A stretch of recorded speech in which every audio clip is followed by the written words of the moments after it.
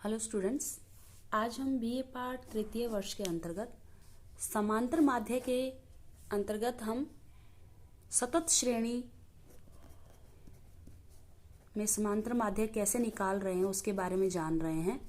अभी तक हम सतत श्रेणी के अंतर्गत प्रत्यक्ष विधि और लघु विधि से समांतर माध्य कैसे निकाला जाता है उसके बारे में जान चुके हैं। आज हम इसके अंतर्गत पद विचलन रीति से समांतर माध्य कैसे निकाला जाता है उसके बारे में जानेंगे। और पद विचलन रीति के अंतर्गत समांतर माध्य निकालने का जो फॉर्मूला है, सबसे पहले मैं वो बता देती हूँ। इसके अंतर्गत फॉर्मूला है x बार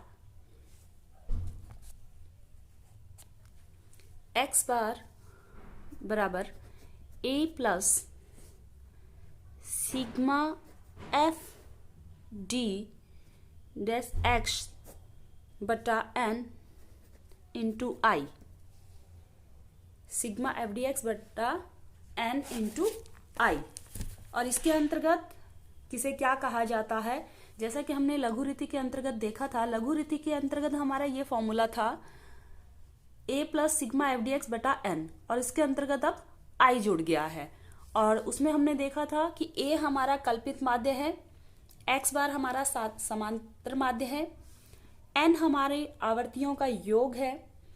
इसी प्रकार एफ डी एक्स जो था सिग्मा एफ डी एक्स, उसमें विचलित मूल्य और आवर्तियों के गुणनफलों का योग है। तो अब हमारा i क्या है? i है एक वर्ग की निम्न व उच्च सीमा का अंतर क्या है, तो वो i होगा। तो अब हम इसको एक फॉर्मूले के उदाहरण के अंतर्गत जान लेते हैं। अभी तक हमने जो सतत श्रेणी में लघु रीति और प्रत्यक्ष रीति में जो उदाहरण लिया था, हम उसी उदाहरण के माध्यम से इसको पद विचलन रीति के माध्यम से भी जानने का प्रयास करेंगे।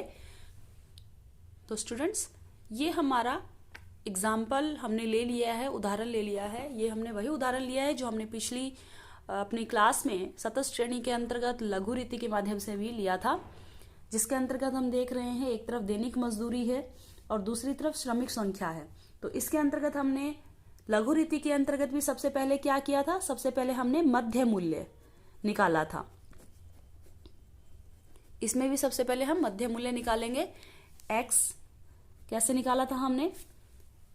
इन दोनों का योग को 2 से भाग दिया था, तो ये आ गया था 4, ये 7, ये 10, ये आ गया था हमारा 13,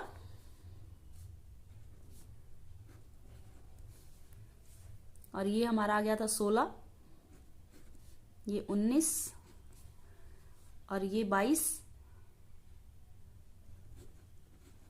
और ये हमारा आ गया था 25। ठीक है। अब हमने निकाला था उसके बाद विचलन।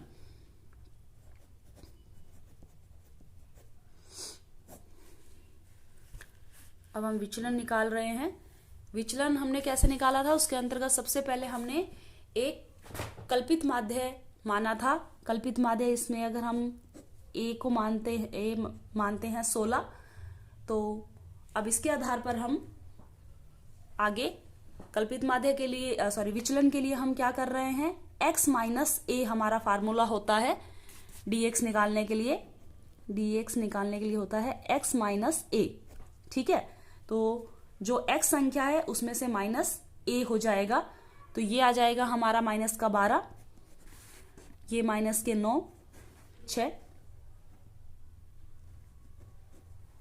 ये माइनस के 6 आ जाएंगे, और ये आ जाएंगे माइनस के 3, और ये हमारे 0, फिर हमारे आ जाएंगे प्लस के 3, प्लस के ये आ जाएंगे 6, और ये आ जाएगा प्लस का 9। तो ये हमारा dx निकाल लिया था हमने विचलन x माइनस a करके। अब हमें निकालना है पद विचलन क्या होता है, यानी कि हमें निकालना है पद विचलन d डैश x। ठीक है। तो ये कैसे निकलेगा? ये निकलेगा dx बटा i। ठीक है। और i हमारा दैनिक मजदूरी है, उसमें या तो उसकी निम्न सीमा या उसकी उच्च सीमा, ठीक है, हमारी सतत श्रेणी के अंतर्गत जो हमारे श्रमिक दैनिक मजदूरी के आ रही है उसकी या तो निम्न सीमा ले लेंगे या हम उसकी उच्च सीमा ले लेंगे। तो इसके अंतर्गत हम ले लेते हैं आई, मान लेते हैं 3, ठीक है, ये हमने आई ले लिया है, निम्नतम सीमा इसकी ले ली है। तो ये कैसे निकलेगा, पद विचलन dx बटा आई। तो हमारा dx क्या है 12, 12 को भाग करेंगे 3 से तो ये आ जाएंगे -4, ठीक है। इसी प्रकार 9 को भाग देंगे 3 से, हमारा आई 3 है और ये हमारा dx हमारा 9 है तो ये आ जाएगा -3। इसी प्रकार 6 को करेंगे तो -2, ये आ जाएगा -1, ये आ जाएगा 0, ये आ जाएगा +1, ये आ जाएंगे +2 और ये आ जाएंगे +3, ठीक है। तो ये हमारा d-x निकल चुका है। अब हमारा आता है फॉर्मूले के अंतर, जैसा कि हमने देखा था f d-x, यानी कि ये जो आया है d-x, इसको फ्रीक्वेंसी से गुणा करना है, f से गुणा करना है, ठीक है। यानी कि f d-x कैसे निकालेंगे, 4 को करेंगे 2 से गुणा, फ्रीक्वेंसी से गुणा करने हैं, ये f और ये dx हमारा ये हो गया और ये f हमारा ये हो गया।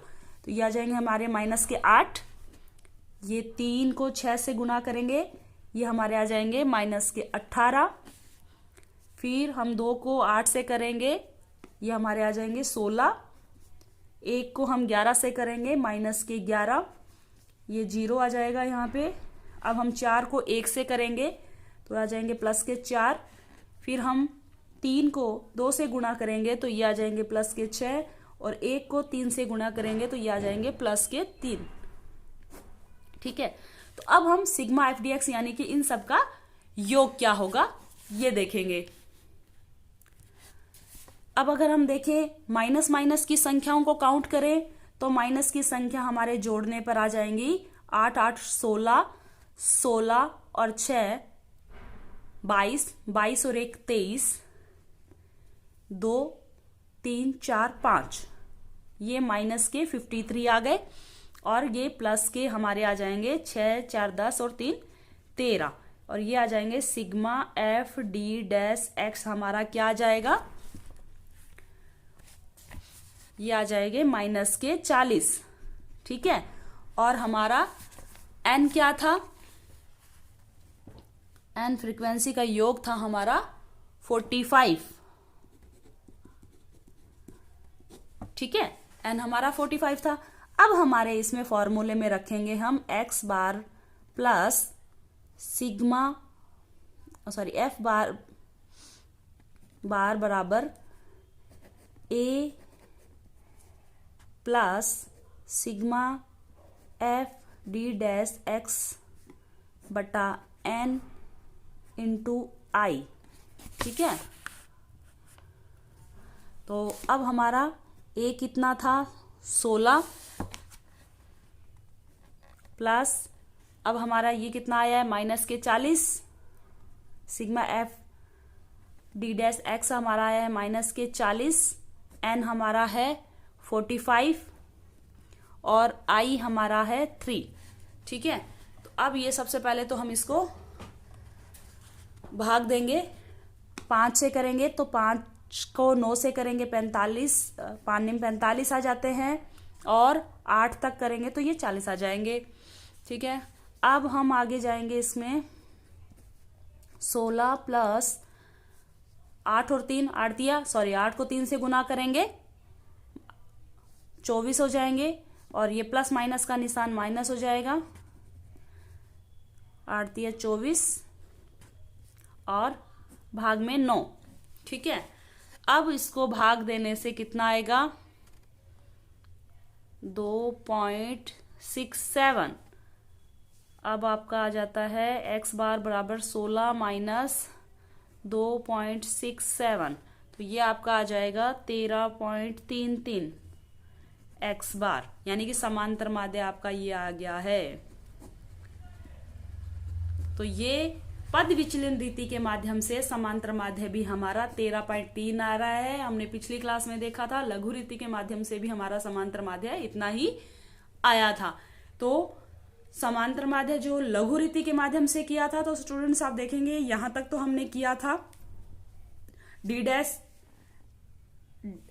हमने विचलन निकाल के किया था, और यहां केवल पद विचलन यानी कि डी डैश एक्स कैसे निकलता है, डी एक्स बटा आई, और आई क्या होता है, हमारी ये जो सतत श्रेणी की जो संख्याएं हैं, निम्न श्रेणी या उच्च श्रेणी की किसी भी एक को मानकर हम ये आई निकालते हैं, और ये हमारे पद विचलन रीति के माध्यम से उस फॉर्मूले में रखकर हम समांतर माध्य निकाल सकते हैं। तो स्टूडेंट्स आज की क्लास में हम यहीं तक पढ़ेंगे।